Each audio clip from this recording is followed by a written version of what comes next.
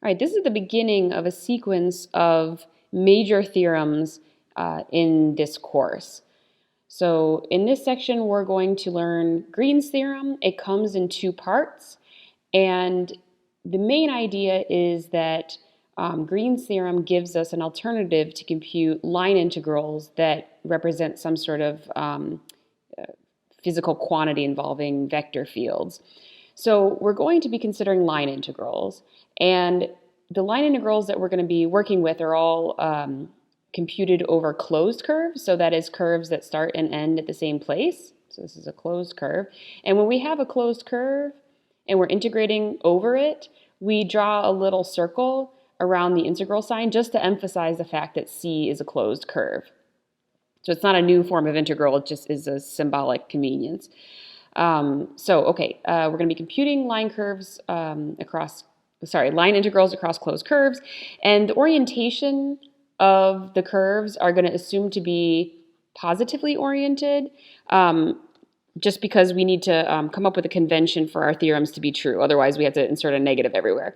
So positively oriented curves means that they sort of circle the region that they enclose according to the right-hand rule. So if you are drawing a region in the xy plane and you wrap your fingers in the direction that the curve flows, your thumb should be pointing up from the xy plane. That's how a positively oriented curve looks. And it's basically counterclockwise. It's just that like your regions can be kind of, shaped like this. They don't have to be circular, you know what I mean? And so at the end of the day, the curve should wrap around in a sort of counterclockwise overall flowing manner.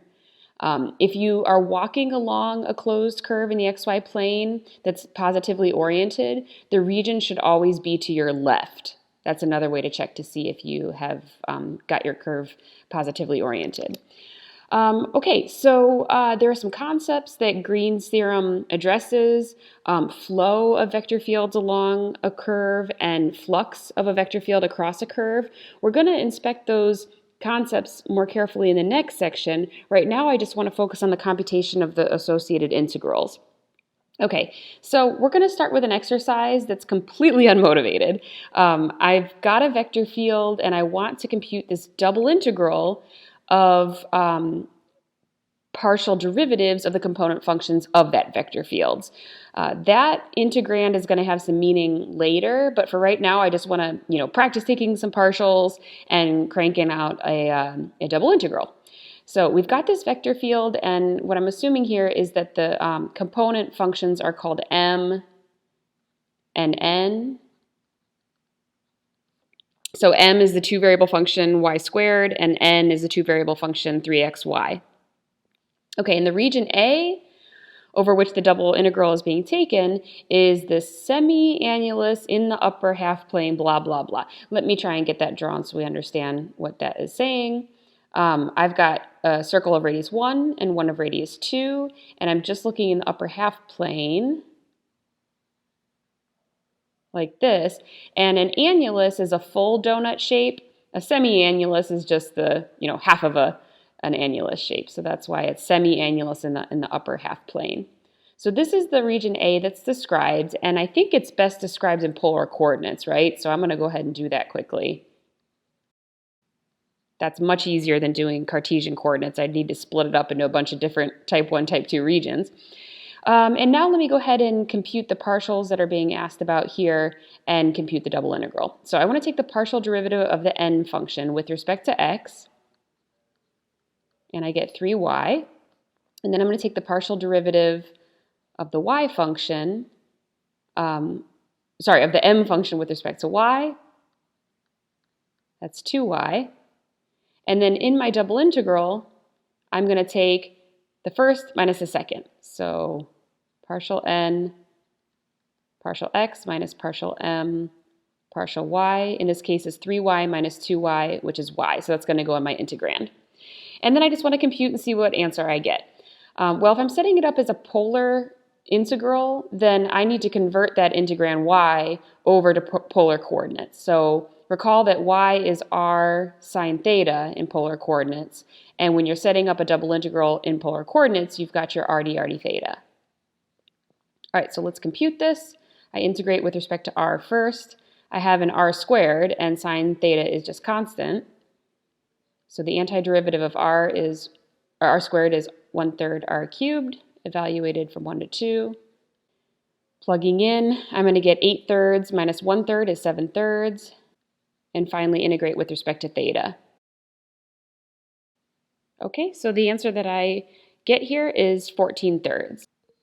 Okay, so as I said before, we're going to have some interpretation of what this 14/3 is measuring about the vector field, but let me just comment on the components of the problem that we're given. There's some vector field, which I haven't drawn here at all, but imagine some vectors sort of scattered about the xy plane, and they're representing maybe some sort of flow across this region. And I compute a couple partial derivatives involving the components of that vector field, and I get myself a two-variable function. In this case, it's just y, right? And I integrate that y function across the region, and I chose polar coordinates to do it and got my answer of 14/3. What I want to do in this next example is compute a completely different kind of integral. I'm going to compute a line integral this time. I'm going to use that same vector field, and the curve over which I'll integrate is the curve that is the boundary of that region A. So let me get the region A copied over here again. And I want to get the boundary of that region positively oriented. So that little annulus shape has a boundary that looks like this. It's got 4 separate pieces. And I want to integrate along the boundary in a kind of counterclockwise manner. So it should be oriented like this. All right, how do I compute line integrals? Well, if the vector field is conservative, which this one isn't, unfortunately, I could use the fundamental theorem of line integrals. But otherwise, I have to parameterize the curve over which I'm integrating. Well, obviously, each of the 4 pieces of this boundary curve are going to have different parameterizations. So I actually have to set up 4 different problems here. So let me just number the pieces of the boundary one by one. I'm going to call this little semicircular curve C1. And then how about the outer semicircular curve C2? And then this little line segment, C3, and this little line segment, C4. Okay, so I've got 4 separate line integrals that I need to compute, and each are going to require a parameterization. So let's start with C1. C1 is a semicircle of the circle, of basically the unit circle, going from 1, 0 over to -1, 0. So in order to get it going, I want to go the other way. I want to go from -1, 0 over to 1, 0. So that's clockwise rotation. To get it going clockwise, I'm going to make x go from, I'm going to make x negative cosine. Normally I make x positive cosine. That makes it go counterclockwise and starting at the point 1, 0. If I go like this, then it's just going to reverse the x's basically. So it'll start at -1, 0 and run clockwise over to 1, 0 if I just let t range from 0 to pi. This isn't the only way to get this thing parameterized in the way that I want, but it certainly works. Okay, so there's my parameterization, and I want to set up my line integral of this vector field across this. So remember what I do. The line integral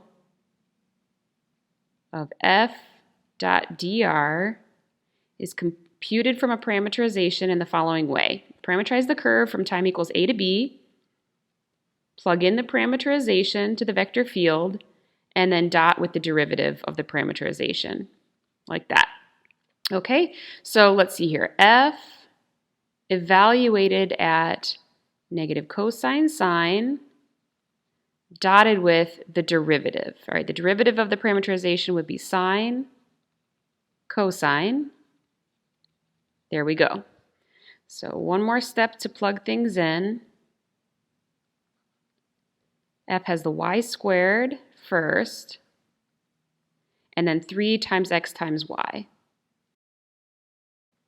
Okay, I'm just going to multiply this out and then compute the Calc 1 integral that results.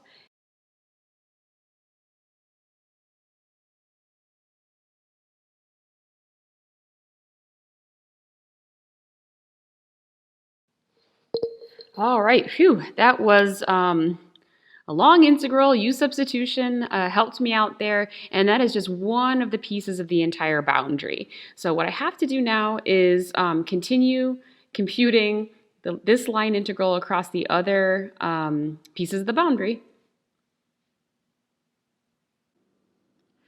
All right, let me just continue doing the parts here. For the second part of the curve, I'm going to use my regular cosine sine parameterization, letting t go from 0 to pi. And then for these little line segments, I'm just going to make x equal to the parameter and y will be equal to 0.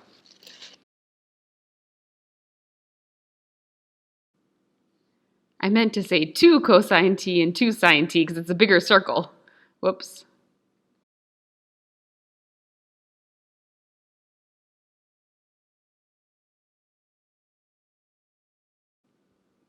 Okay, and at this point, I'm just going to observe that this is the exact same integral that I already computed over here. I just have a -8 out front. So I already know that the value of this integral is -2/3. That gives me a shortcut to get this answer.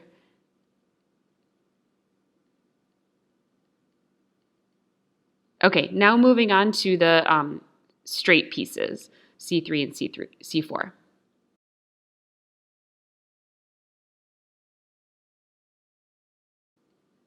Okay, luckily for C3, my integrand ended up just being 0 because the vector field f had a y squared and a 3x times y, and y was 0 in this parameterization. In fact, with C4, there's a 0 in the parameterization as well, so I'm going to end up with the exact same thing. So here's the parameterization of the other line segment. So that entire integral is also 0.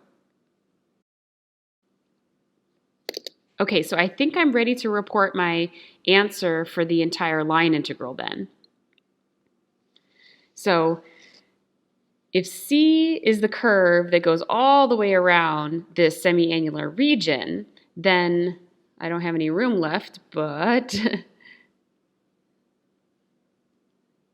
the line integral, I'll put a little circle there emphasizing that it's a closed curve, of this vector field dot dr is, well, it's this one plus this one plus this one plus this one.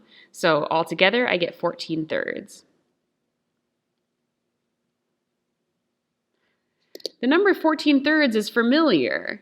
If I scroll up, let me just observe that this double integral I computed from the vector field also ended up being 14/3. And also let's observe that this integral is way, way easier to compute than all of this nonsense, right? So what we'll see in the next installment is that Green's theorem tells us that this line integral of the vector field along the boundary ends up being exactly the same as computing this sort of mixture of the partial derivatives and integrating it across the region that's enclosed by that boundary.